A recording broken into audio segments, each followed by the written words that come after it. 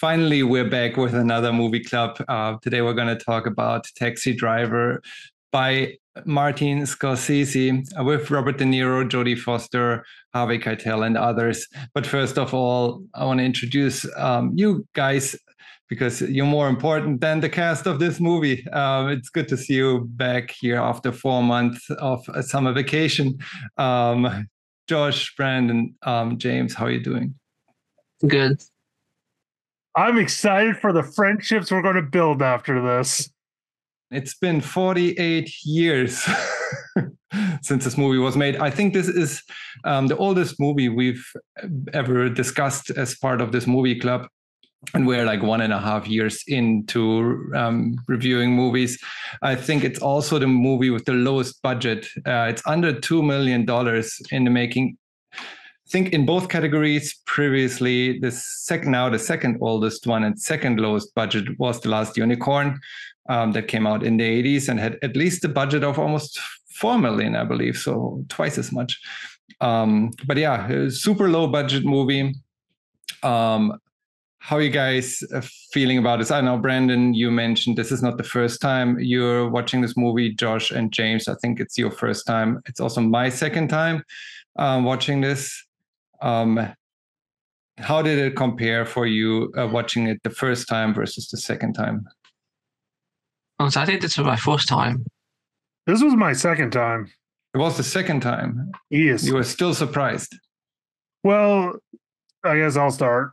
So whenever this got announced, back in my brain, I'm like, because I dropped Amazon Prime earlier this year, which one of the best decisions I made. I was like, I gotta get back on Prime. And I'm like, why am I dragging my feet so much? Like, it's not that big of a deal, especially because I got 30 days free. Then I started watching this movie and I go, that's right. This is my brain trying to protect me. This is the lizard part of my brain going, crocodiles are bad. You hate this movie. For me, it was, I've seen this movie before, but it's never been one that I like rewatch a whole lot because it's not exactly like a light movie. I don't go into this expecting it to be like you would watch it like on a Saturday morning just to unwind. So it's not something that you just do that with. It's something like kind of stuck with me afterwards. Yeah, no, I would agree. I don't know how long it's been, but it's been over probably 12, 13, 14, 15 years that I've watched it. So I couldn't actually remember most of the scenes. I don't think I remember the ending. I still remember the vibe of the movie. But with regards to the plot, the message, I also think I might have been too young watching it the first time and seeing it with a different perspective. So those might be different times now. So you're seeing it with a different view again, even though this movie is from the 70s. I think things have come back around that maybe it's always been like this. Definitely New York City got cleaned up. But with regards to some other stuff, I think this still holds very true. The story holds very true. I saw there was an interview with Quentin Tarantino who said Taxi Driver might be the greatest first-person character study committed to film ever, which is an interesting take because which one would you pick in number one, James? I don't know how to look. But I know it's not number one. It is definitely an interesting movie about a veteran with mental illness who's left alone by society. You mean the Joker? And I was about to. It's the better Joker movie. Done way before the Joker. I think there are so many movies that copied this one and tried to be something similar that is similar to Die Hard, that it created its own genre that other movies tried to replicate. Not Die Hard. Those were better days. I don't necessarily agree with that because while I think so many people lump this in with like the vigilante anti-hero genre movies like Death Wish and like stuff like those kind of movies. But I also think this isn't like the same type of movies with like Death Wish where like in Death Wish, you're supposed to root for like the hero in that movie. In this one, you're not supposed to root for Travis Bickle. You're supposed to, at best, you can probably like pity him, but I wouldn't root for Travis Bickle in this movie because we'll get into it. But it's like his actions, he is a walking contradiction. Like you're not supposed to trust what he says or what he does. It is all in like how it's perceived by the end of the movie. I feel what lots of that like the contradiction in the movie is reflected by how viewers watch this movie, because I don't think necessarily everyone understands that he's not meant to be a hero. There might be people that think he's a hero and they want to like live like him, model their lifestyle after him. And that's kind of the problem when, especially in this troubled character, people see themselves reflected. It's not really a cautionary tale in a sense that it would prevent them from doing that. But if you're already in that same mindset as him, and there are seemingly many, then it would maybe encourage you to, or at least, well, if it doesn't encourage you, it doesn't show you like, oh, this is a red flag, or this is, because we're going to talk about the ending, but this could also be viewed in different ways. Is he seen as a hero, or is he not seen as a hero in the end? Or is he a hero? He's definitely seen as a hero, but should he be? I was waiting for either one of you to start, but I guess I'll do it. But yes, like there is a good reason of why movies like Clockwork Orange, Taxi Driver, Fight Club, American Psycho, like so many of these movies have had like protagonists that you're not supposed to root for, but somehow or some way, certain members of the audience, and I won't say who, end up learning the wrong lessons from the movies and end up thinking like, oh, that's my guy on screen. That guy represents me. And like, you do realize you're not supposed to root for like Travis Bickle or like any of those other protagonists in like the movies, right? Like I feel like sometimes like the problem isn't so much the movie, it's that the interpretation of the movie is wrong. Because we also had somebody inspired by Taxi Driver trying to assassinate the president once, Ronald Reagan. And that was also to impress Jodie Foster, who was also in this movie. Yeah, that whole like real world movie connection is just crazy, because I think it all started, you just mentioned Clockwork Orange. I think there was something with, so you have Clockwork Orange. That movie seemingly inspired Arthur Bremer to assassinate George Wallace after he couldn't assassinate Nixon.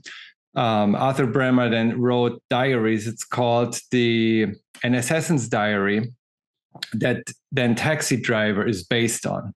So the scriptwriter on this, Schrader, he based this movie, the script, on An Assassin's Diary, and then real life, like a diary. That's why you see Travis Bickle writing a diary in this movie. It's like resembling the diary that is out there of the guy that actually tried to assassinate a senator, or first Nixon, couldn't get to him, then George Wallace. Then Taxi Driver came out, and yeah, as you said, then John Hinckley Jr. tried to assassinate Ronald Reagan 5 years later, trying to impress Jodie Foster, and that made Jodie Foster also step away from acting for a couple of years or so. But you have this weird interaction where where a movie inspires an assassination attempt, going back, then base a movie off of that, and then having someone else trying to copycat that one. It's just crazy back and forth. Well, it's also that one gets kind of sketchy too, because like one guy's claimed that Catcher in the Rye told him to, I forget who it was, he tried to assassinate a president. It might have been Roosevelt, but then it's like, I remember oh my gosh, I can't think of the name of it, in Colorado. The guy who shot up the movie theater blamed the Joker because he like put on makeup. But Aurora, that's it, Aurora. But it was even like the wrong colors. So I think sometimes, I don't know, sometimes it's like, I mean, art imitates life, because that's why we go to art. It's to talk about subjects or look at things that either reflect our own life or maybe don't reflect our own life and is a safe way to like experience those things. Also, like I would not be surprised if Rorschach was inspired by Taxi Driver. See, that's also the thing too, is like this is kind of fitting. I'm wearing a Punisher shirt today because like the Punisher and Rorschach are also characters who aren't supposed to be idolized. They end up getting idolized for what they do in the comics. However, it is unfortunate that some people take what they do in the comics and say have law enforcement officers or people like in authoritarian status use them as like something to aspire to be. And I think that's like the wrong way to go about it, because they're not like Jerry Conway has gone on record saying like, you're not supposed to idolize the Punisher because the Punisher's never been like the hero of the story. It depends though, because like you can take, if we take the exact same character like a Punisher, throw him in a Western and like a John Wayne movie, then you're supposed to idealize him. Like it's sometimes it's settings, it's the smallest things can change someone from a like, this is someone you should admire to this is a monster. Like it's not big degrees at times. Well, that's why the end is so fascinating to me, because I'll get into it. I know Josh is already shaking his head. And it's so fascinating to me because with all the newspaper clippings by the end of it, and you realize the fact that like he's being hailed as a local hero in New York City in the 70s for stopping a mafioso and a pimp with a prostitution ring going on. But he literally was going to shoot a presidential candidate. If he ended up going to do that, he would have been seen as like a deranged lunatic, and rightfully so. But because that fell through and he ended up doing this instead, it is him being able to get that kind of hero worship that he was always wanting to get. However, with the end of the movie, with like him seeing himself in the rear window and looking like he's about to snap again, it doesn't solve his problems. It just makes it more like he's a ticking time bomb about to go off any second again. Like it's literally the movie about to repeat itself over again. All it is, he's going to try and find an outlet to do it again. It's kind of mirroring that what happened in the movie when he shoots the robber in the tienda when the whatever store that is being robbed, he comes in the kiosk or like the store, the bodega, when the robber comes in and he shoots him, so he feels encouraged by taking actions. Before, he's just a passive observer of all the stuff that's going on in New York City. Then he takes action in that scene, feels affirmed in his action, and then in the end too, with the ending, like he might feel affirmed now, like doing something similar because people celebrate him. Wait a minute, don't you have, maybe not to dox you, don't you have family on the East Coast? You should know what a bodega is, Thorson. They could be called tiendas, bodegas, little store kiosks. In German, it's Tante Ennema-Laden, so it could be any. I will say this, when you say like bodega, it implies like New York, so like it's a certain kind, like you can't have a bodega in Florida. Well, I guess you can, but you can't have a bodega like in Illinois or somewhere like in the middle of the country. No, I can't have one. This movie is so 1970s New York with how it's presented, and I think that kind of what makes it work, because this is a very specific time period piece as far as when it takes place, because it is right after Vietnam. It is right after the Watergate scandal. It is right in the middle of 1970s New York when crime is at its most highest, more likely. And it breeds this kind of like festering kind of mindset that I could see Travis Bickle or someone like Travis Bickle finding themselves in, especially when you take into account like his mental state. Because like he says at the beginning, he's like lonely, depressed, and has insomnia. Like, this is not somebody who, if this was made nowadays, you would hope they like get the help they have. But in 1970s, like, mental health had like a huge stigma on it that is not as bad as it is now.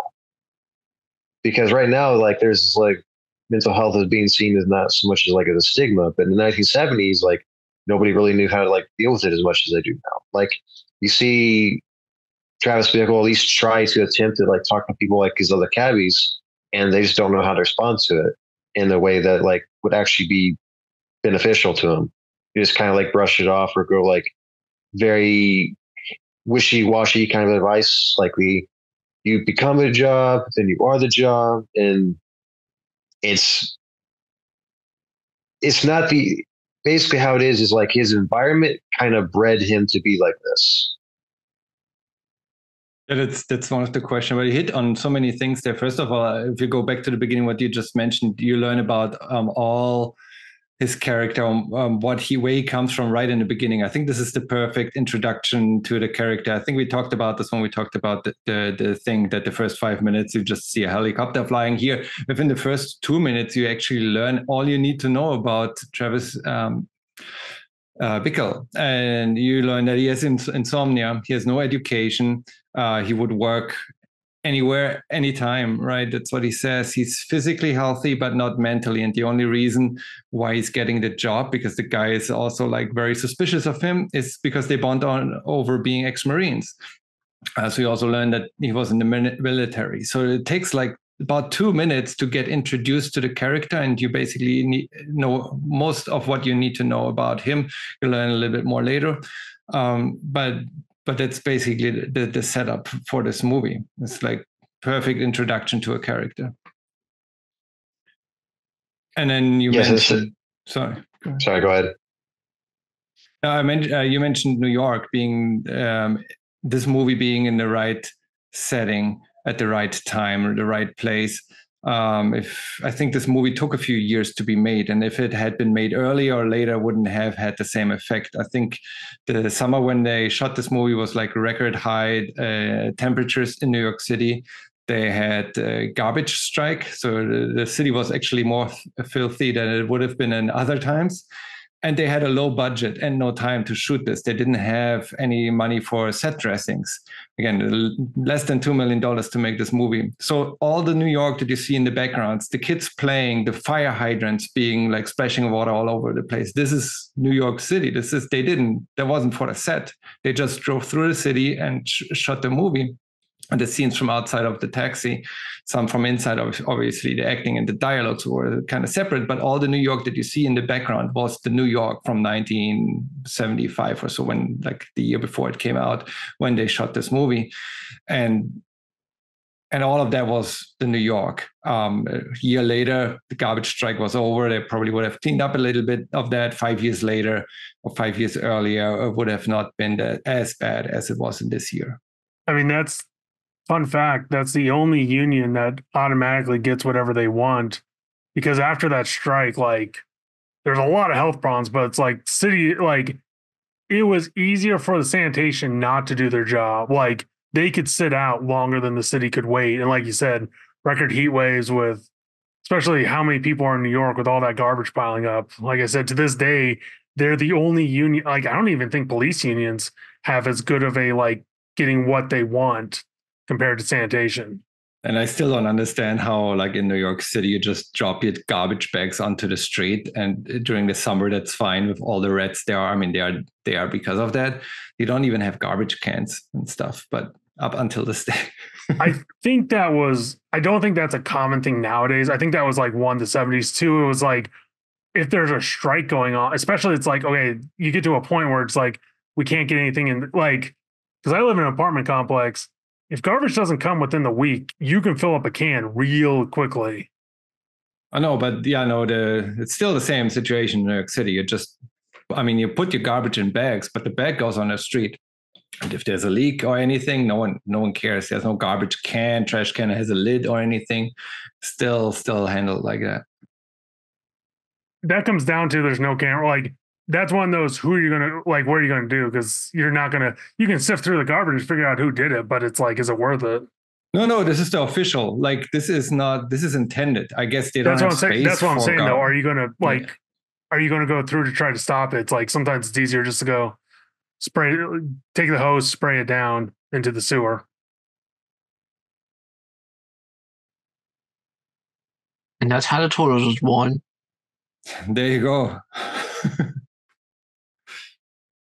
But yeah, New York itself is like a character in this, because it provides the environment. It provides like the whole scenery for him to drift down that path. He describes everything he sees outside of his taxi as like basically the scum or the worst things on earth. He tells Palantine when he sits in his taxi, someone should just flush it all down the drain. And the irony of him being that himself is, the contradiction that you talked about earlier, the contradiction that he describes or writes in his diary exactly how others would see him. So he sees the world through his taxi screen, and we see him through the screen of our TVs, being a reflection of what he's describing. The problem with him is he doesn't realize it. That he's kind of in the same boat. I think the only people in this movie that realize, well, other than Betsy maybe, but his co-workers, so the other taxi drivers that kind of see through him. You mentioned that, Brandon, when he talks to one of them and they're completely switched. Like, I think he comes in and the one guy called him ladies man in the beginning, and then he switches real fast to killer once he sees what this guy is actually up to and what he has in his mind. Like, he's not calling him a ladies man anymore. Okay, wait a minute. Betsy's got to be one of the dumbest characters in this movie. I think she's in.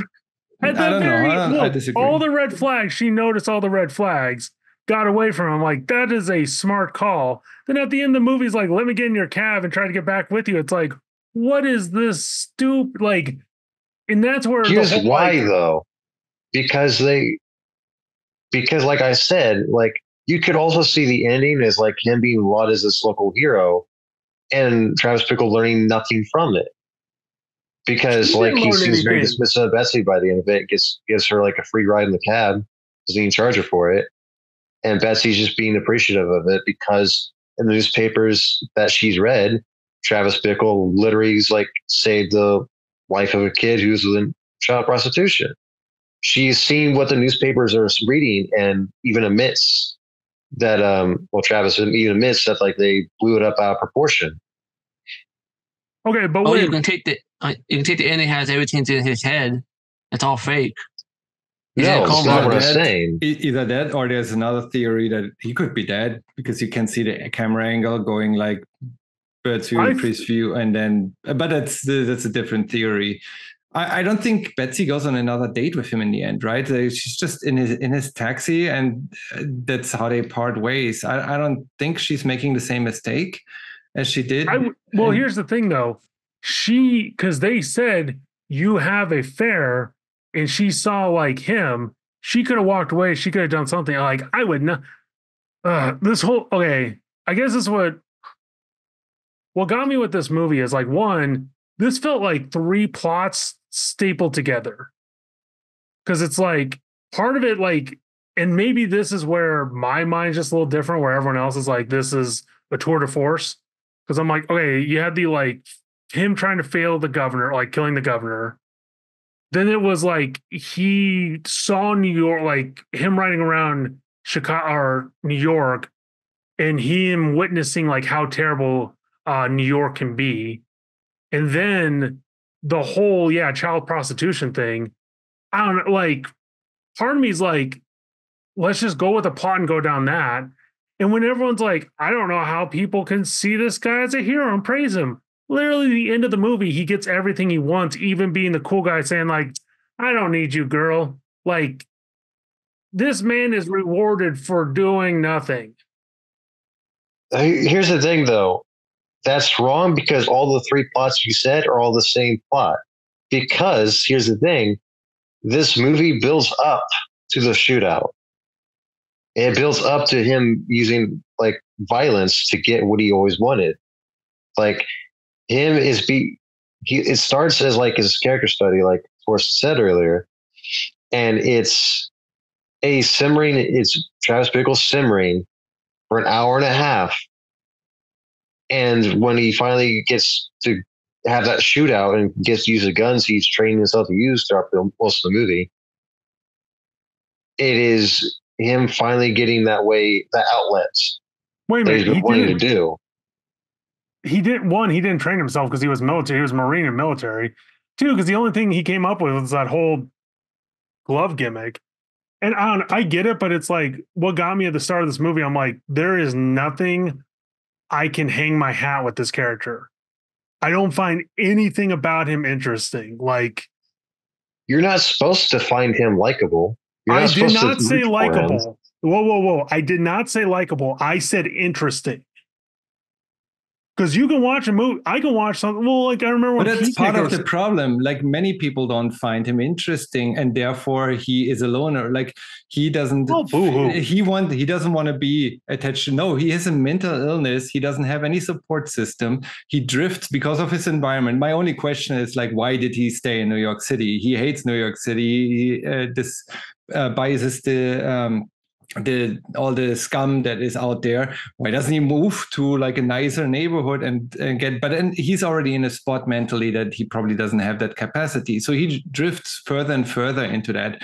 That's why he takes Betsy to the porn theater, because that's all he knows. Like he doesn't do that out of ill intent because he wants to test her or wants to like get her into that, but he doesn't know anything else. He doesn't know another theater that shows movies. His social skills are crap. Like he literally thinks taking like Betsy to like a porno theater is like something couples do on a first date. Like this is not somebody who's like socially aware or even self-aware of like how their actions are perceived or done. Like, okay, but me as the audience, I don't care. Like the thing is, that is like, the audience though. That is, I hate to say it's your problem, but that is like legit a you problem. In the ending is why you should care, because there are many, like literally every mass shooter is a Travis Bickle. Like there is this aspect to how do you get to this point where you commit such a crime? The ending is kind of why people should take care of people with mental illnesses and not let them just drift apart from reality, from society, go down that route. In the end, he's just like, I just want to matter. Like that's why he doesn't distinguish between doing a good act by shooting up the prostitution ring or killing a senator or like the presidential candidate. He just wants to matter, good or bad. It doesn't matter for him. It's just the irony that he's being recognized for doing the right thing just because he couldn't go through with the wrong thing because there was Secret Service involved and they kind of like pointed him out already. So he couldn't actually accomplish his first goal. He went to the second. To him, it didn't matter. He just wanted to create violence and be recognized by someone else. Technically, because everyone, like a lot of people are like, oh, this is showing mental illness. He's got PTSD from the war. It's like, truthfully, it's like, I think he's a sociopath. Like he doesn't understand right or wrong. Like he doesn't have those moral values. But like I said, it's also like, why did he stay in New York? Yeah, he clearly wants to go hunting, and he's self-righteous to the point where it's like he always sees he's right, even though he's clearly not in the right. I get all these points. It's boring. It's just done in a boring way.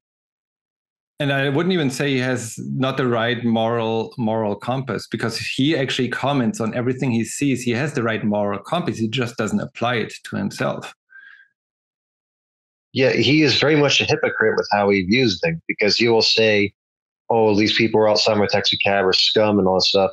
But he also just revels in kind of like violence and going to porno theaters. Like he indulges in the same stuff that he also criticizes. Well, okay, back to the porno theaters though, because if memory serves right, and granted, I wasn't around in the 70s, especially in New York. I also think the other problem is some of this, I feel like some of the stuff gets added on after the movie, because I remember, like, if memory serves right, like a lot of things weren't open around midnight or 1 a.m. except for like porno theaters. Like normal theaters weren't open that late. I mean, that still doesn't justify. Like, I don't think It it's doesn't- normal. It wasn't socially accepted to take a date out to a porn theater. No, not at all. It was, of course, they were more common. I don't think they exist anymore, right? Like everyone. No, they. That Like, industry's but I think it definitely gone. was. I don't know, but I this is pre-internet. Like, it's just weird. Like, again, I don't know. I didn't live in New York or the US for that matter. I wasn't even born in the 70s. But I guess that was a thing back then. But yet again, just because it's a thing doesn't. I mean, there's other things that were a thing in New York City at this time, and they were not okay. And he identifies that correctly. But then he kind of falls. I don't know if it's falling into a trap or just. That's what one of his taxi driver buddies says. Like, you are the job.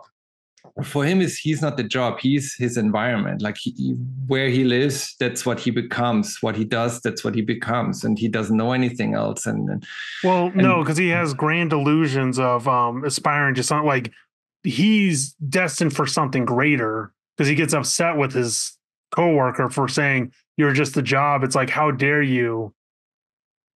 Yeah, it's like, don't get me wrong, I didn't miss all these beats. I just thought they were presenting in a very boring way.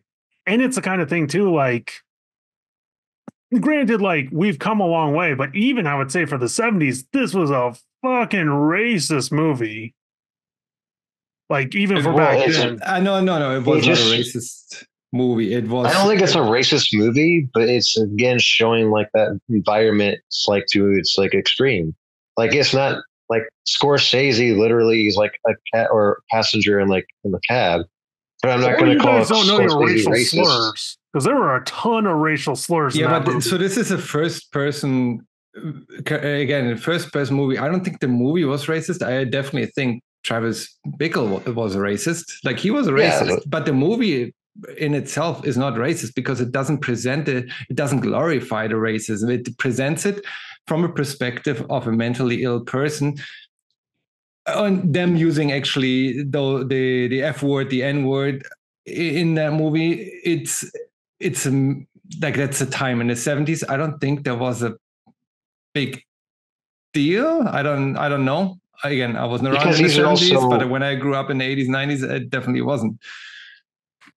These are also the characters saying it, not like the actors themselves saying it, you know? Like, but wait a minute. I just said, even for the time, like, even for the 70s, this was a bit much. But so let's, like, definitely, like, with regards to black people, I think he was very racist. With regards to homosexuals, I think there is the point can be made that the other taxi drivers who were using the F word a lot in that conversation, they were still okay with them being who they are. All they said were like, I don't care what they do behind closed doors. I just don't want them to beat each other up in my taxi, because there was like the thing that they were actually fighting and hitting each other in the cab. And that's what they disagreed with.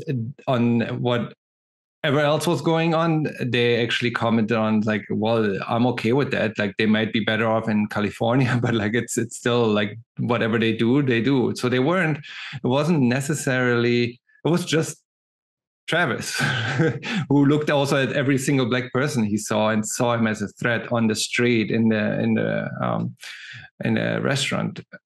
Because I think, okay, maybe I think here's the other thing. If you view it like, because a lot you guys keep saying a study, this is a study. So I feel like in some ways you're taking all the parts that are bad, vile, and just going like, well, no, we need this to show this. And it's like, you can tell the same kind of story different. And it's like, the other thing is, like, I don't understand why people get glorified from that. Like, how people see this movie and him being glorified. Dude's making bank. Like I said, at the end, he's presented as a clear and present hero. And even then, like, yes, you as the audience are supposed to interpret this as a terrible person. But if you don't lack those same morals or judgment, you could watch this being like, this guy is awesome. He's cleaning up New York City. But that's also the problem with people who think that, like, Tyler Durden is a cool person because they look at it superficially. They just see, oh, he's making money. He's doing these cool things. He's doing these cool poses. They're just looking at it superficially. And that's part of the problem, this misaimed fandom there. Because they're not supposed to be looking at this like Travis Bickle's the cool person. You look at him, he's really kind of pathetic. Like, you look at him and he's not supposed to be somebody you're supposed to admire or look up to. He is literally just somebody who needs help. And you're like, at best, tolerate him and pity him, but you're not supposed to like him. Okay, but that's it. At best, I am tolerate watching this movie because I'm like, this is like, one, they could edit this down. Two, I don't care what anyone says. I do not need 12-year-old, or I don't know if she was 12 at the time, but the character, 12-year-old Jodie Foster as a prostitute. Like, the world does not need that. It adds to the story. Like, how else? I mean, I agree. There has been, like, they could have taken an older actress. The scenes she's in, though, I mean, the one dance scene with this guy in the end, like, it was a little bit like, that was a bit too much. But all the conversations that are going on between Harvey Keitel's character, I think Sport, and Travis, she was out of earshot. She was not in that scene. So most of what was said about her, she wasn't, I guess, I would hope she wasn't aware of, like the Jodie Foster. But you never saw the character, because she said, like, oh, if I'm not, like, if Sport's not around, I'm high. They never, like, I think here's the biggest problem with this movie. They don't show things in a bad light. We as the audience are supposed to take in our morals and know that it's a bad light. That's why, like, and Jodie Foster turned out okay. Like, it's different than with what we discussed with The Crow, where I'm just looking up the name again. I forgot. Rochelle Davis, who after Brandon Lee's death, like, completely abandoned acting because she was like, constantly being reminded of him dying at set. And Jodie Foster, that's reality versus fiction. No, because it wasn't only the role of a 12-year-old playing a 12-year-old prostitute. It was also she 12? She was 12 yes. and a half at this time. Jesus. So she played that role as a same age character. But no, I'm also talking about afterwards the assassination attempt on Reagan, that was basically to honor her and to get her attention, and that did have a real life impact. So all that combination, I think it just, like, for Jodie Foster to still have the career that she had, after all of that, 9 out of 10 times that goes wrong, and in her case it didn't. But with regards to that role, I agree. If this movie was made nowadays, they would take first an older actress and they wouldn't make her 12 probably. But in that case, it needed to be, maybe, or it was not wrong to portray it like this, because his final act has had to be so misinterpreted that he was glorified as a hero for false reasons, because he did the right thing, and it was super clear that he did the right thing for the wrong reasons and with the wrong intentions. But that's what made it that much more impactful in that scenery. I won't lie, because one, like, that zoom out took way too long, especially with that sound effect. I'm like, this is not a good combination. But I'm like, I'm expecting like another cab to drive by, some kind of hint that it's like, here's just like the city, like, this is a terrible story, but the city, like, life goes on.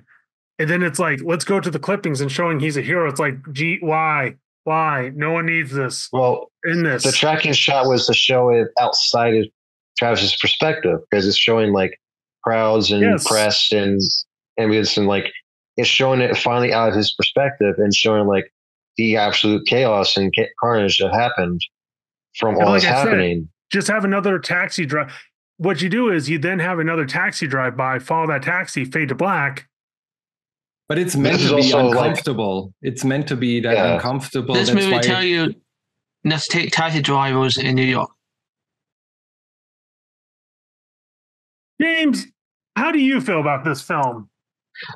It felt like two movies in one. Which two movies? I did enjoy the second half more. in the first half. The first half that went on too long for me. I do forget because of how known Jodie Foster's in this movie. She doesn't show up really until like an hour into the movie. Yeah, because he can't get anyone his own age. Also, what the is like? Good God, talk about hard living. Because when he's like, I'm 26, I'm like, dude, you look like you're 30 or 40. There's no way you're 26.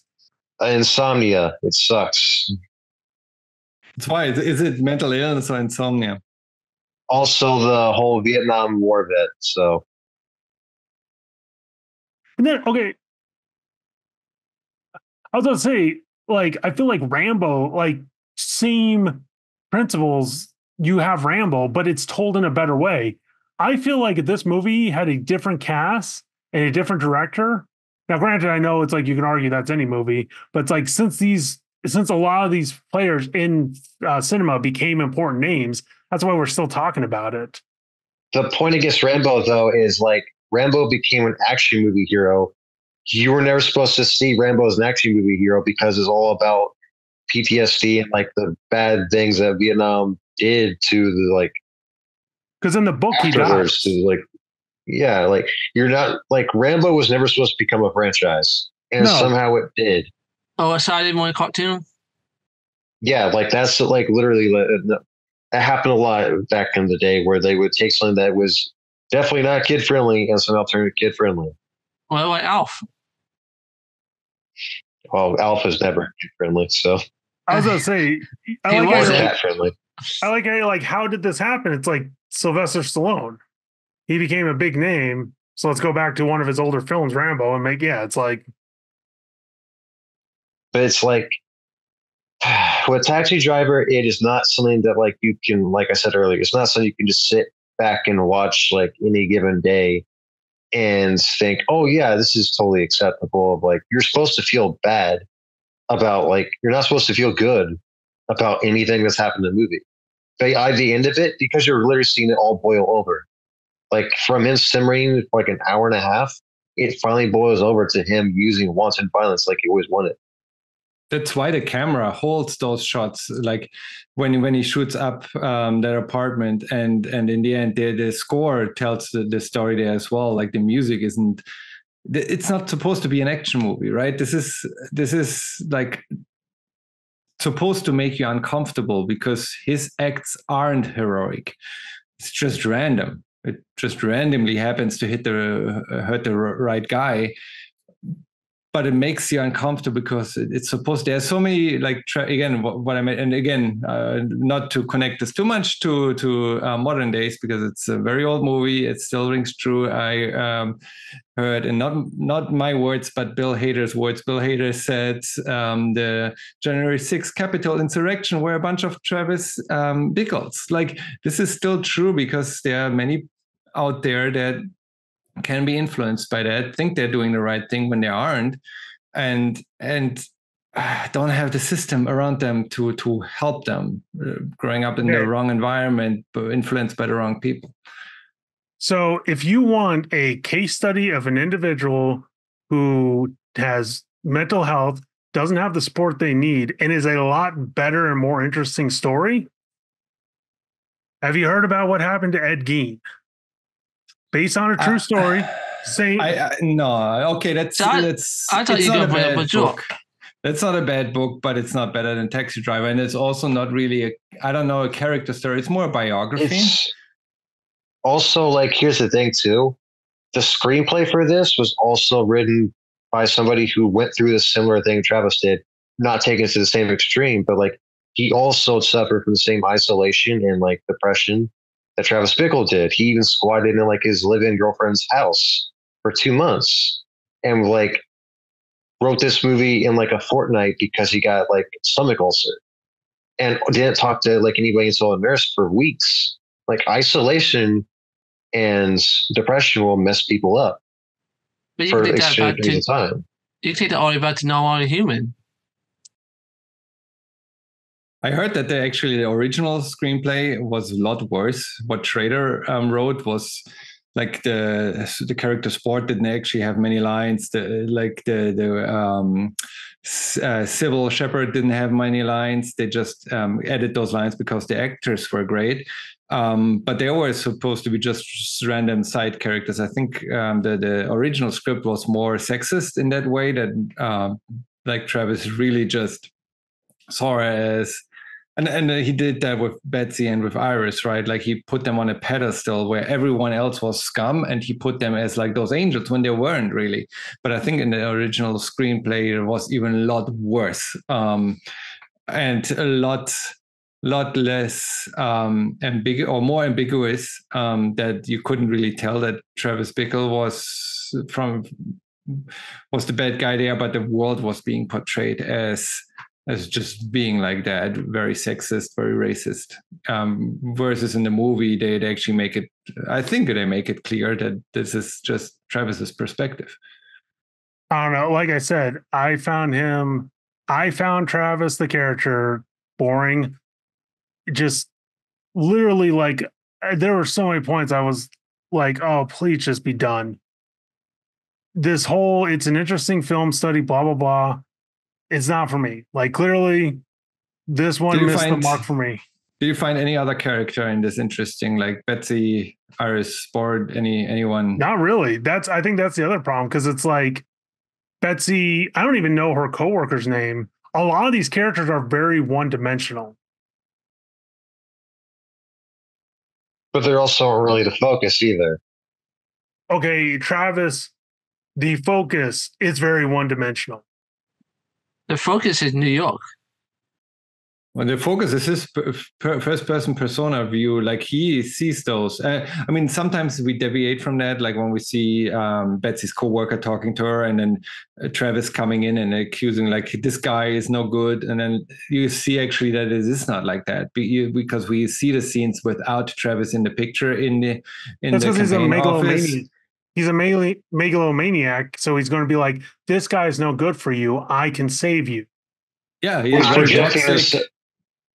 he projects himself, like his insecurities onto Betsy, because like, you look like you're lonely and you need somebody, and it's like classic megalomania. It's toxic masculinity, right? Like right there. Like this is the perfect example of toxic masculinity right there on the screen, and how some people don't come away with that and just think, oh, this is something to like, this is my guy. Like, I don't get it. But it's also like how Betsy rejects him later. Like he also just says to Betsy, like, you're just like everybody else, because she's not the idealized version of her that he had in his head.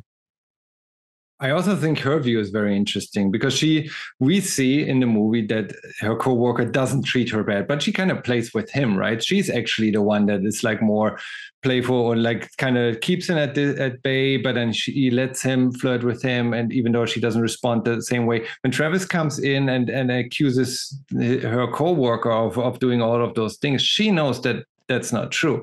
Yet she still agrees to go out on a date with him, and kind of tries to be in control the same way she's in control with her coworker, and tries to play with him in the same way, because I don't think she's literally like actually interested. But once things go bad, like she's being taken to a porn theater, I think she realizes that she's no longer in control, and she like her joke has gone too far, and like she can't control the situation anymore, and that's when she bails. Well, and probably Travis can't go up to, in Travis's mind, he can't go up to her level, so he has to bring her down to his level. Or it's the kind of thing. Well, wait a minute. I thought you said, and I quote, he doesn't know any better socially, so he can't bring her down to his level if he doesn't know better socially. But it's all the same. It really is kind of like the same thing with like the construction thing, because him not having social skills. Like, I don't know how to get myself up to where she's at, so I'm going to bring her down to where I'm at. See, and I think like, and I don't think it's calculated. I don't think he does that on purpose. He just, it's his nature. Like, that's how he is. That's how he behaves. Yeah, he's not teasing or put upon in the way to where it's calculated in any kind of sense. It is more so just how the character is, where he's just not having the social skills that most people would have in that kind of situation. Because like you see him trying to make small talk with like the attendant, the clerk at the theater, and he's just not getting that she's not interested. See, so I don't think even. Sorry, Josh. This is okay. You guys asked like, oh, I thought Josh would like this movie. One thing I hate when movies do, this doesn't have a clear line. It feels like the audience brings in a lot of interpretation. Because from my point of view, it's like the guy, I don't think he's mentally ill. I think he's in full control. I think he's a clear sociopath where he doesn't care about right or wrong. I know I've seen psychologists themselves diagnose, if you will, Travis Bickle as a schizotypal like personality disorder with that kind of thing. PTSD, like it is very much like how that's presented, to where yes, he could definitely be seen as like a sociopath. I can definitely see that. But it is also like the audience is not exactly like, the audience kind of has to meet the movie halfway here too, with how we see things, because we know like, okay, this is not like something that we're supposed to like glorify in any kind of sense, but we're supposed to be along for the ride. We're basically like the person in the passenger seat of the taxi while we're seeing Travis go on this journey of just. Well, here's the irony. We're not supposed to glorify this movie. This movie's been glorified, especially with the "Are you talking to me?" scene, has been parodied 1,000 times. It's not supposed to be either. But like that's the thing is like, but that's why it's the biggest relevant. problem. That it resonates with far too many people, making this movie even more valid. Like the point of the movie is be careful of those, like kind of, this is what can happen. This is how mental illness can unfold. Be aware. And then you see far too many people following the same path, glorifying this movie. And it kind of, it proves the point that why is this movie important? Just because there are far too many that are like this, that agree with Travis and identify with his view. Or I am morally right saying no one should watch this terrible movie. Not to get inspired. No one would glorify it. But the problem is if they have already the tendencies to be like that and be triggered by or like amplify or encouraged by this movie, that's already the red flag. That's already past the point. Like if it takes a movie for you to act on your urges, your violent urges, it's not the movie's fault. It's still your fault. Yeah, but they don't watch this movie. They watch another one. It's not the person. It's not the movie's fault for the person getting the wrong idea. It is literally the person's fault. Like this is like the scapegoat argument for like, oh, GTA doesn't like. GTA causes kids to like shoot up schools and stuff like that. Like, no, it is the kid and their own like moral compass that's causing them to do it. It's like the scapegoat stuff should not be like, we're just putting the blame on something else instead of putting the blame where we should.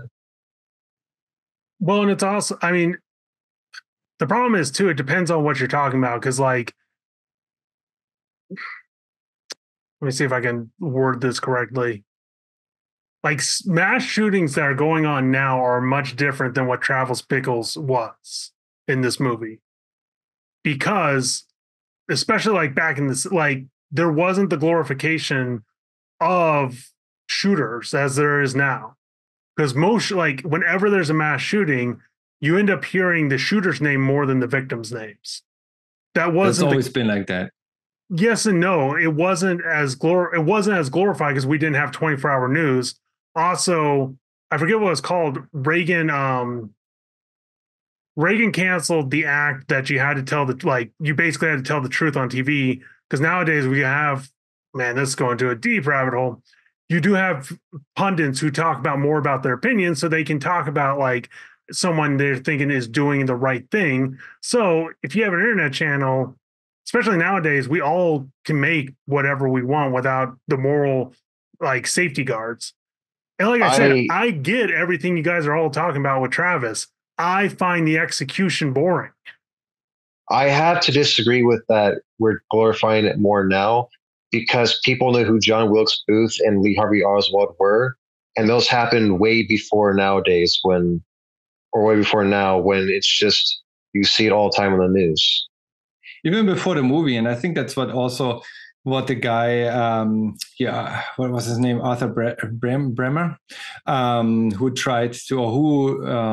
first tried to assassinate Nixon and then actually more successfully, still didn't kill him, but actually attempted to assassinate George Wallace, said in his diary, saying that, I'm not going to be as famous as those two you just mentioned, as Harvey Oswald and John Wilkes Booth, because George Wallace is just a senator, not a president. So kind of being disappointed in the act.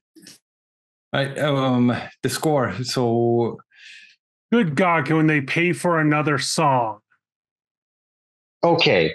Here's the thing that bugs me about this that I've been trying to hold back for like all day now.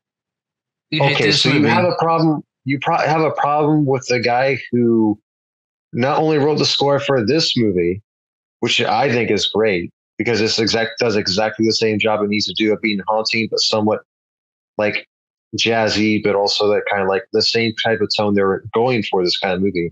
You have the same type of problem. The same guy who made the Citizen Kane score, North by Northwest, Vertigo, and Psycho. Like, he did all those scores. And this one, he that song literally repeated all the time. And if you would listen to, have you ever seen the play? It's like a broken record, isn't it not? Have you ever seen the play Les Miserables? Yes, I enjoyed that movie.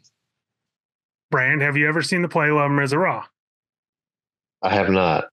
So in Les Miserables, they have like 3 or 4 tempos that they repeat through they slightly change them through multiple songs that quickly tell you it's like, oh, this scene is depressing. Oh, this scene is uplifting. He doesn't do that. It's literally just the same song over and over and over. No, he does that. So when he has his speech and talks about how the city needs to be cleaned up and there needs to be some change, you can hear actually the switch in the score from being just like eerie, dramatic to more energetic. When he basically comes to the decision he needs to change something, literally on the word change, the score switches up and becomes more dramatic. And as with Betsy, it's a little bit on the romantic side with it. Underscore of like eeriness to it, like just something just off about it, which kind of fits with Travis Bickle being like trying to be charming and affable in how he talks, but it just comes off a little bit creepy. But I'm talking about Bernard Harmon Taxi Driver theme that's 8 minutes and 3 seconds long. I mean, Scorsese never really uses too much of a soundtrack, so he has the score for. I think the score is fitting for the movie, and if you don't like the movie, I guess the score fits right in that same category. Look, I am more of an MCU fan after watching this movie. That has nothing to do with this movie. Here's the thing: that man doesn't know cinema. See, I'm so sick of like the Scorsese versus Marvel stuff, like everybody else is. But it's also like I can enjoy both. I can enjoy both Marvel movies and I can enjoy Taxi Driver. They're both cinema. We're just picking hair out of nothing right now and going like, yep, this fine piece of hair is better than this other fine piece of hair. Like, it's the same strand of hair on the head. Like, why are we grasping This is straws? not the same strand of hair. This is what the dog puked up in the back. Dude, I don't know what movie you saw. I saw the exact same movie, and man, like I said, I will go this far. If we watched this movie before Toy Soldiers, I would have been nicer to Toy Soldiers. You mean Small Soldiers? That's the one. Sorry. Toy Soldiers is a completely different movie. I'm questioning now if Josh has watched any of the movies we're discussing. See, weird the thing about this movie is like I love the performances in it because feels so oddly authentic because a lot of the script is ad-libbing. Like the "you talking to me" scene. Like you can tell. Almost forgot about this. Well, that's the thing. Like, you talking to me? I'm the only one here. We must be talking to me. But like you talked about how that scene earlier about how people like parody that scene a lot. I think a lot of people don't get the context for it, where that is literally after he talks to Secret Service agent and is like trying to like build himself up as being like confident in like how he wants to be portrayed. Cause like he's talking to himself into a mirror. He's not like talking to like a person. He's talking to himself in the mirror, trying to like build up his confidence. Yeah, because every kid does that as well. That's the thing. It's a context. But he's a 26-year-old with the mind of a 14-year-old, basically, with how he like portrays himself. But he's also every edgelord who wants to be cooler than what they actually are. That's why it gets parodied all the time, because it's something that every human's done and it's easy to relate to and it's easy to insert to a joke. Well, yeah, like you got Moses like do like the arm like gun thing, like holster thing, and it breaks his antique mirror in The Simpsons. Yeah.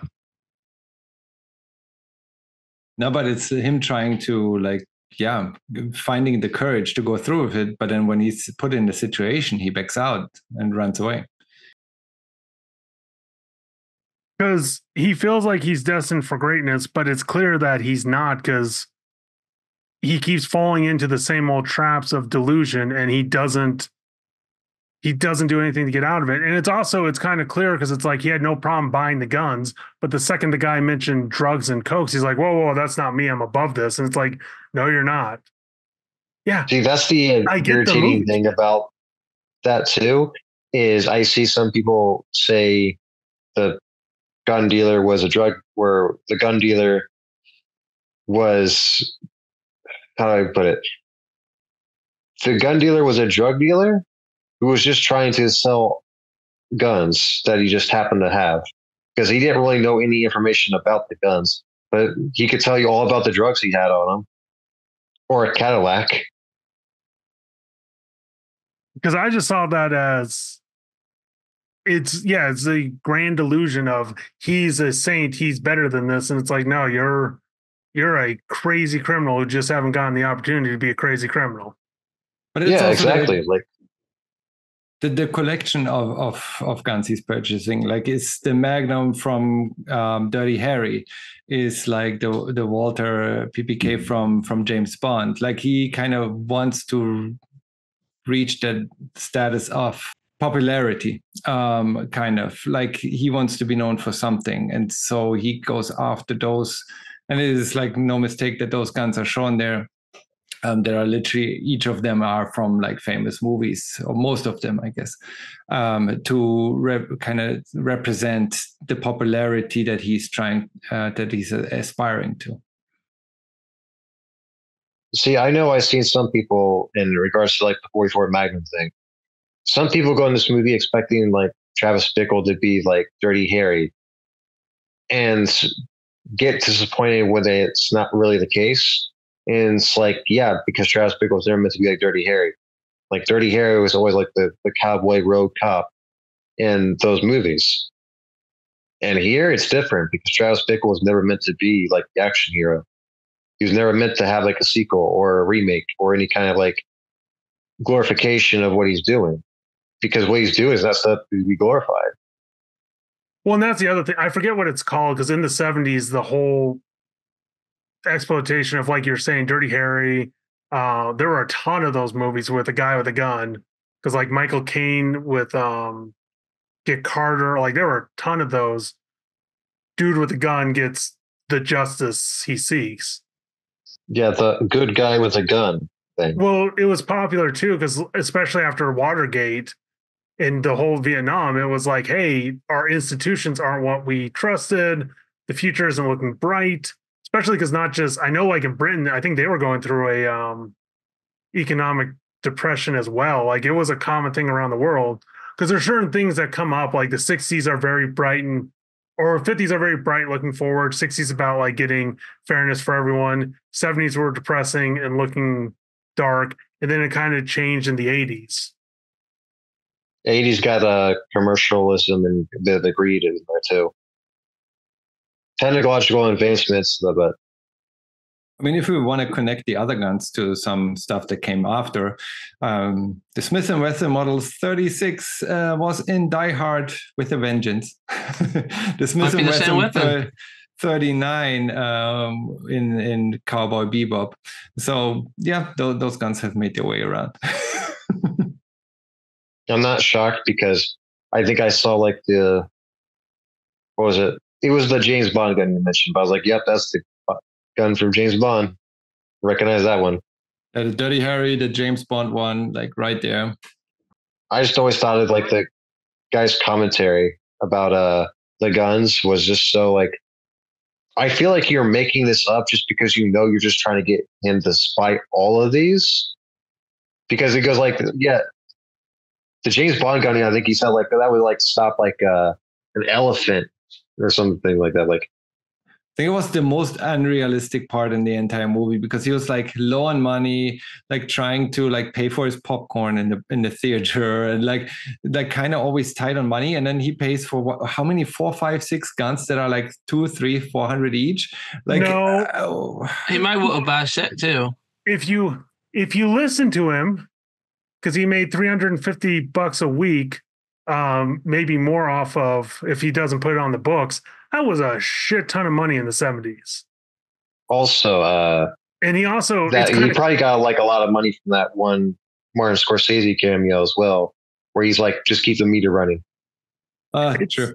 It's also, I think what it is he didn't spend his money on like things normal people did. He saved it up for guns. And flowers. Like he bought all those flowers for Betsy. In movies. It's kind of depressing. That still wasn't a lot of money. Like, I don't think that was a lot compared to, I don't know. Like I said, I just found the execution boring. Like, I'm like, I do not care. I don't care about this character. Yeah, fair. Did you care about the city? Like the city? Like, would you care to not to clean up the city, but to live in a city similar to New York back then? Because this is, to me, I know it's a complete different movie, but it is similar to Kids. It's like New York at not the worst. I mean, this seems to be the worst, but the 90s weren't great either. Where it's like the city is its own character. It plays a big role in how this movie unfolds. Like, you could not have placed this movie in, I don't know, LA, or maybe, I don't know, LA maybe at this time, but like other cities. In that matter, that Travis is a product of its environment. The problem is, if you put this in LA, Miami, it would definitely be a different movie, because depending on those cities definitely change it. And there, especially New York in the 70s was a very different place. And it depends on like the franchise or movie, because especially, so I draw a lot. I need a lot of terrible background noise. I've seen almost every episode of Blue Bloods, which is not a good show. I will not deny that. But it's like, I cannot tell you how many times they talk about the bad old days where they got away with X amount of stuff because New York was so terrible. Like I said, it depends on the movie where, yeah, like you said, Torsten, if this was made probably any other year, probably maybe not as do as well, because they just happened to filmed it in the right year to film this depiction of New York. I think they actually were going to film it in San Francisco or set it in San Francisco or like California, really. But like New York had more taxi cabs, so that's why they picked New York too. Because I know also something you cannot make this movie nowadays. There are no more yellow cabs. Well, not that many. You got Uber drivers. It'd be DoorDash. It'd be DoorDash, really. Just call the movie DoorDash driver. I won't lie though, because the difference though is like, because you had the one, I forget his name. He's a character actor, bald with like the frizzy hair, always talking about like all the women he slept with. And it's like everyone at that table knew he didn't get a single, like no woman's giving her his number, let alone like letting him jump in the back seat. But it's like, yeah, you let him tell the story because they're the bottom of society. Like they're kind of the forgotten parts of society where it's like, you can't really do that with like an Uber driver. Cause it's like, I know a ton of lawyers who do Uber drivings for like a couple hours a day just to get some extra cash. Like they don't need to. It's just like, 2 hours, pick up some groceries, make some cash.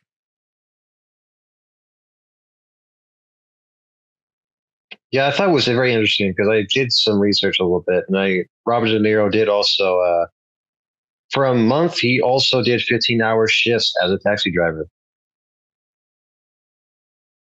And it was not because he had to, it's because he wanted to get ready for this movie. Like he wanted to put himself in the position and learn about the movie. New. Everybody does that nowadays, but getting the characters. I don't know. Method actors might. I don't know. It was Robert De Niro. That's why also the budget is so low. It was before his big breakthrough, right? Like before Godfather 2. So they got him for cheap for this movie. I think they paid him like $35,000 or so for this movie. Chris Hemsworth spent 4 years being a overlord in a post-apocalyptic world to get ready for Mad Max Fury Road or Furiosa.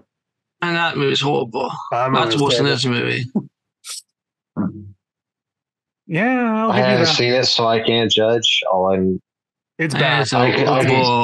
It's bad. I could talk about like Mad Max Fury Road, but I haven't seen Furiosa yet. That's far and away from the conversation about Taxi Driver. I will say though that's about the same plot. Taking one person to another location in a vehicle. Yeah, no, that is like the most broad strokes kind of plot. It got killing in it. Well, if you didn't like Taxi Driver, Josh, and James, you were indifferent, right? Half I enjoyed. Half. The first half. No, the second half. Second half. So any other Scorsese movies that you... Because he has a wide range, right? Taxi Driver is kind of a different... Casino, Goodfellas. Different movie, Goodfellas. I will say, because I enjoyed Goodfellas, I think that's probably his best one. Casino, like, it's not good. The problem is, like, I'll watch Casino and it's like, it's no Goodfellas. The Irishman was terrible. Well, I did enjoy the last one, Kill of the Flower Moon. Hadn't seen I that was one. not a fan of Shutter Islands. Hadn't seen that one. I realized I haven't. I should watch more Scorsese movies, but I did like Killers of the Flower Moon. Definitely, really. You mentioned really Mean Streets. Godfellas. Mean Streets was like I think the first collaboration between Scorsese and De Niro. I did enjoy that. I like anytime like him and like he has like what I call the gang of Robert De Niro and Harvey Keitel together in the movie. You typically like them bouncing off each other with how they perform, especially because like you could either get Harvey Keitel being like the one who's like the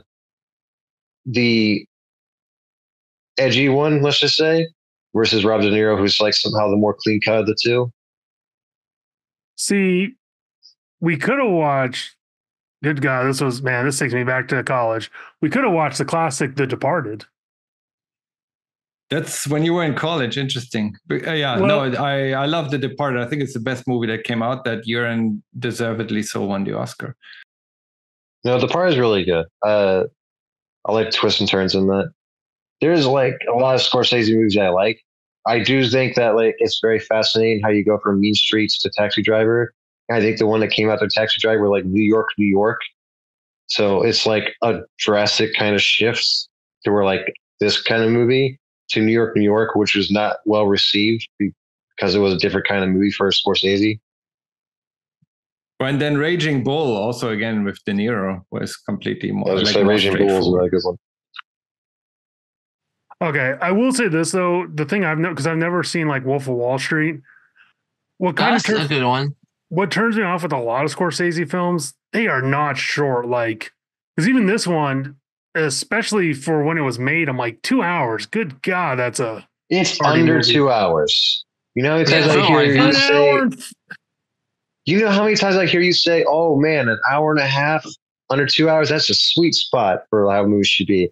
This one's only 2 hours. You should be loving this right now. 6 minutes under 2 hours. Yeah, I'm sorry, 100. Yeah, 6 minutes. Also, I said in 23 minutes, oh, good God, this is bad. Which would have been, what scene was that? That was right when he's about to go on the date with Betsy.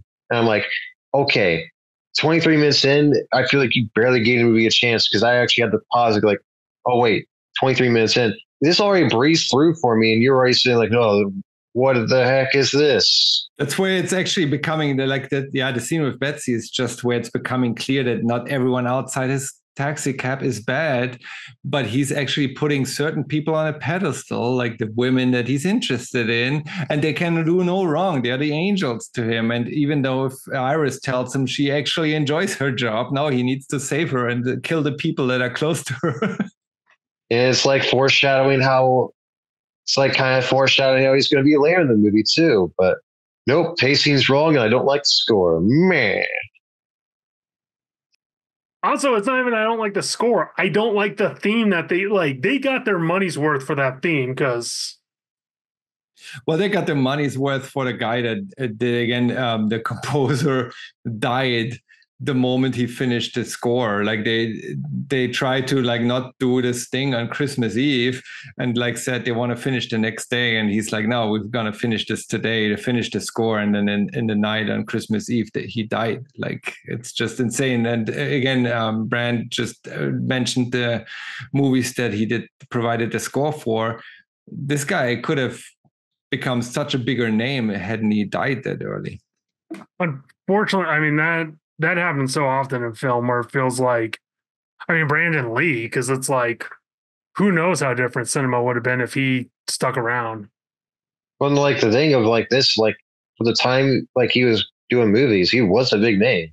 It's just that we didn't see him go past 1976 and see what he could have done with that, because by this point he was already up there in years anyways.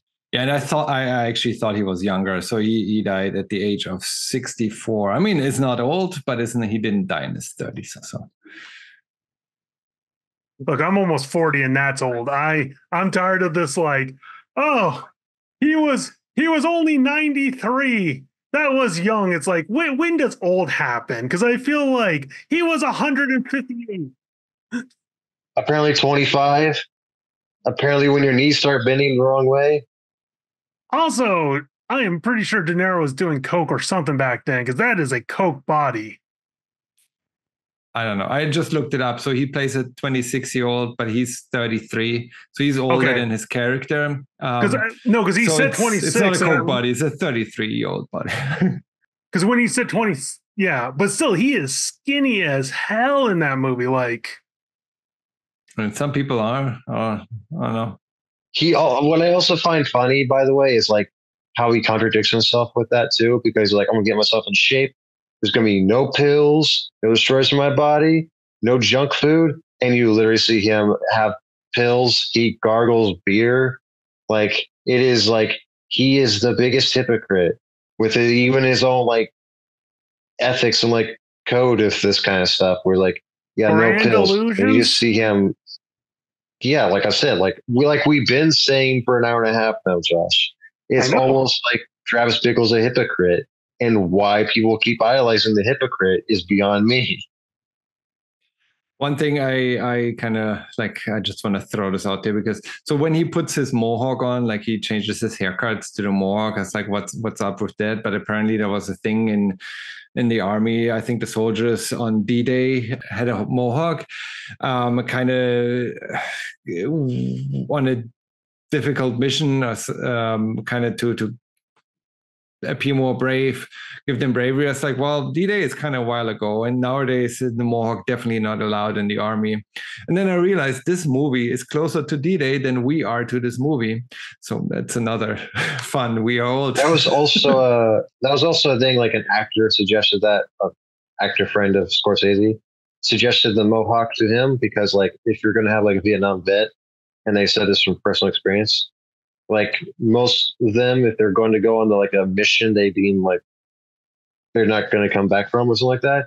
They would like shave their heads with like mohawks, and like obviously when Travis does shave it to like the iconic mohawk, like he doesn't really think he's going to come back from it. That's why he like gives like he like writes a letter to Iris and like gives her money. So like if you read this by the time you do, I may already be dead.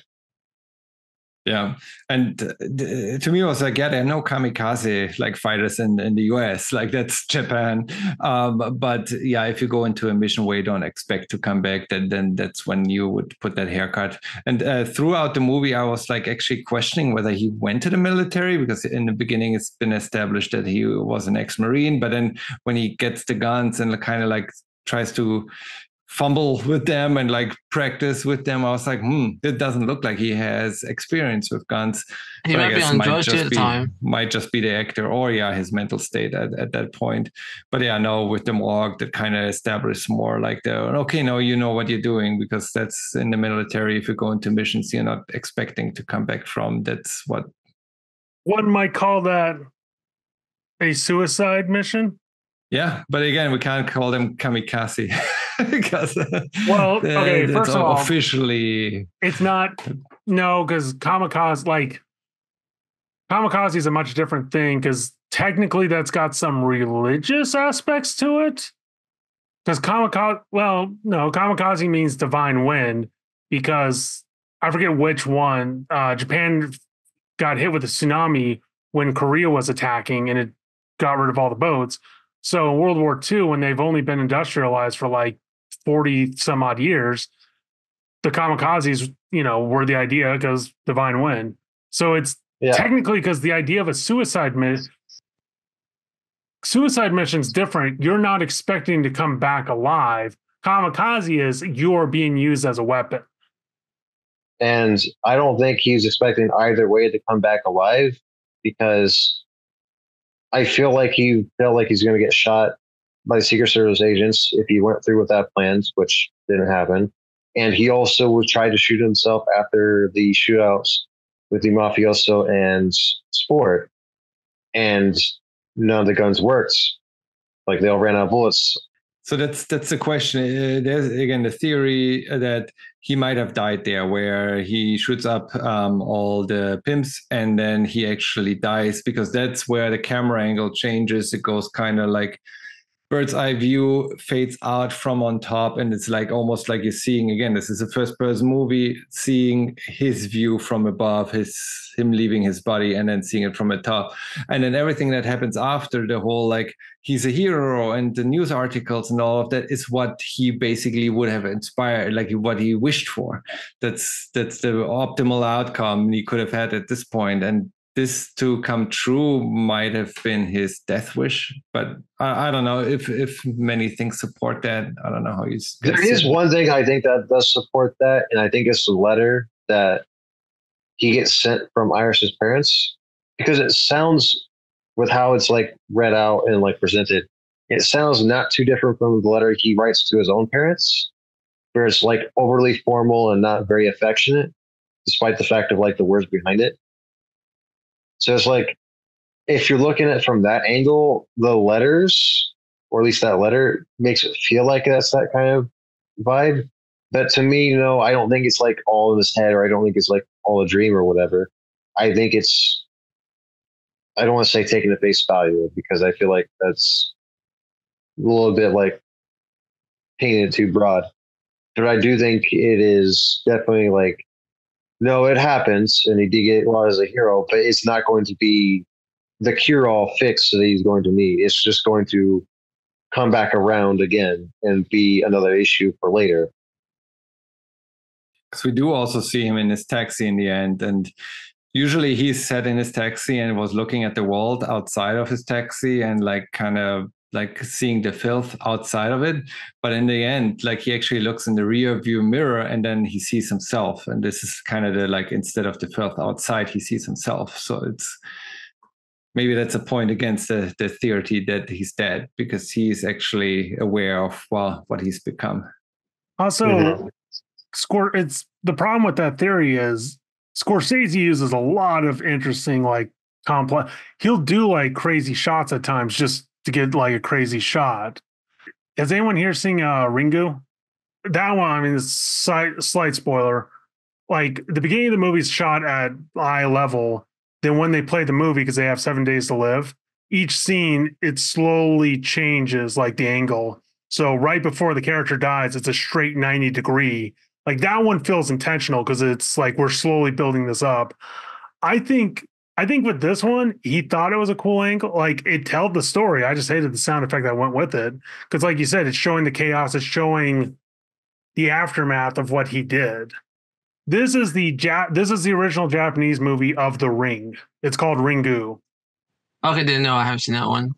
Look, I'm glad y'all liked it. I hope everyone who watches it enjoys it. I am making a mental note never to watch this again. It's not a movie I want to watch all the time, right? Like I liked it. I like the intention, what the story's behind it, what it tells us, or it tells me at least. Yeah, it's not a movie I'm going to rewatch 10 times. Yeah, I'm not obsessed with this movie. I don't like religiously watch it like once every year or whatever. I feel like it's a movie that is, I don't want to say it's a masterpiece because I feel like that gets thrown around a lot for most movies of this kind of stature. But I think its reputation is definitely well earned. I think it's like one of Scorsese's best movies he's done. And I am glad I watched it because it gives me like a different perspective on stuff I wouldn't normally think about or even try to associate with. Because this is not like a movie like that is a feel good, like light movie. It is a movie that you're going to feel a certain type of way after you watch it and think about it like the rest of the day afterwards. Like, I think of this movie like how I watched like Seven by David Fincher, and I'm like, man, these movies are like not for everybody, but they don't have to be for everybody as far as like having to watch them. It feels like a very indie movie, like a European indie movie. And for that to come out of Hollywood from Martin Scorsese on a budget of 1.9 million is insane. I think it definitely at this time in the 70s, you couldn't make this movie on that budget anymore, even if you like scaled it up and account for inflation. But still, like that's kind of crazy. I'm surprised. I always thought this was like they're like indie darling, and they so like because like Evil Dead, El Mariachi, like those weren't Hollywood like official movies. I'm surprised to hear this as a scriptwriter. Like I always thought this was more like Scorsese's student film, like kind of work that broke him out. Especially 1.4 million. Like I do not know where that money went. It almost had a sequel to it a few times.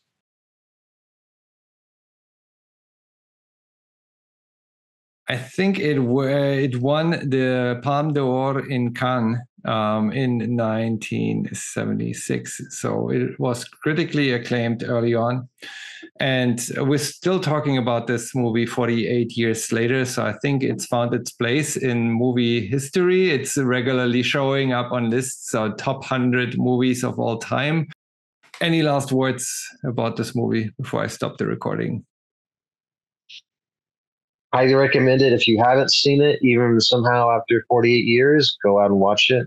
I know it may not be for everybody, but I think it's also something that is reputation precedes itself. And I think whether or not you come out of it like Josh, where you just think you're bored, or you come out of it like me, Thorsten, and kind of James, where you're like, you find something to appreciate about it. I think it is something that you can get something out of. I think it still has a relevant message, even almost 50 years later. I think it is still going to have that same type of message even 50 years from now. I definitely would recommend anybody who's a fan of movies to go and watch this. It's definitely worth seeing at least once. And then if you want to watch it a second time, that's up to you. You can make that decision. I must have felt something when I first watched it over a decade ago, even though I don't remember most of it. But otherwise, I wouldn't have nominated the movie to be this month movie club's pick and be able to rewatch it. But I'm glad I did, because I think it's still relevant 48 years later. It is still controversial because there's still many people that can identify with such a character, which is the underlying problem, which goes back to the help for mentally ill people. I think I saw a comment that Travis Bickle has more mental problems than Tyler Durden, and with that, if the pacing, if the tone of the movie is not for you, I think you'll figure that out as fast as Josh did, and can always stop you. There's always a stop button unless you're in for a movie club. Then that option is not for you because you have to stick through to the end. I do have something to say. If you want to make films, if you have that desire and dream, just remember they gave someone $100 or $1.4 million to make this. You too can make something that's profitable. They would have given him, and it was I think it made like almost close to 30 million. So if I had to take a loan for 1.9 million to make 30 million, I would do that any day. You know what's scary nowadays though? We have better technology with camera. Like it would not cost like paying the actors and maybe like I don't know how much like to close New York City, you can't make this movie nowadays because you don't get the permit to make a feature-length movie in New York City while the traffic is rolling, while the people are out there. Like that's this why movie nowadays would be at least 40-50 million, if not 90. You are talking about permits. If you're doing guerrilla shooting, you are shooting while running.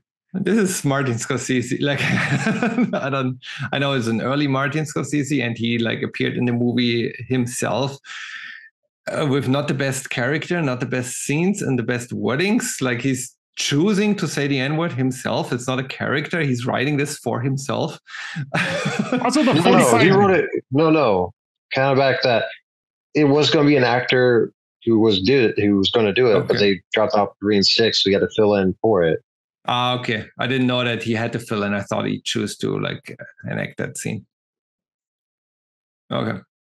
Well, I already cut this part in my mind. I already cut this when I said bye. Oh no! You got to keep that part in. We're just gonna put this back in. Scorsese's racist. Do not edit. Keep this uncut. Keep this pure and clean. Don't cut.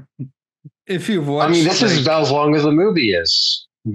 Yeah, you can watch it in parallel. Next time we should do the commentary, but then I want to listen to the movie. That's why commentary tracks are always tricky for me because like I want to watch the movie. Unless I've watched the movie 20 times, I can do commentary tracks, but there are not that many. That is the one thing I don't like about streaming nowadays. Like there is no special, like some of the special feature stuff like commentary tracks. It's like there's a few on HBO Max, but not that many. My DVD copy had 2 commentary tracks on it, and like I didn't really have time to watch both of them. And I'm like, I figured this would just be like the most same information I'd get from both, because I think it was like the screenwriter and I think it was like the director. So it's like I'm gonna get like the same information out of both, really, that I could just look up on interviews later. Because like my DVD copy is a special edition that's like 10 years old, maybe longer than that. Like I said, I watched this via Prime. And what's weird, Prime is the only one I know, like, they do some things right and some things wrong. Because if you pause, like, on a Prime movie, they'll tell you who's in the scene. Oh, I love that. The fun facts and stuff, yeah. Especially because Sport, that was driving me nuts until I looked it up. I'm like, oh, of course it's him. Like, it's also weird seeing some of these actors where I'm like, I'm not used to you being young. Like, I'm used to old version of you. Actually, Cybill Shepherd, who's in this movie, is Betsy. Like, I was like, where do I know her from? And I go like, oh, At Long Last Love, which is like a musical. I'm like, that's a departure from this movie. I think that was her peak, right? I don't think she had many roles after the 70s. Also, Moonlighting, which brings us back to Die Hard, is a sitcom kind of thing. Oh, yeah, that was in parallel if we talked about that. Yeah. But with that, I want to say thank you to you guys. Thank you for everyone watching.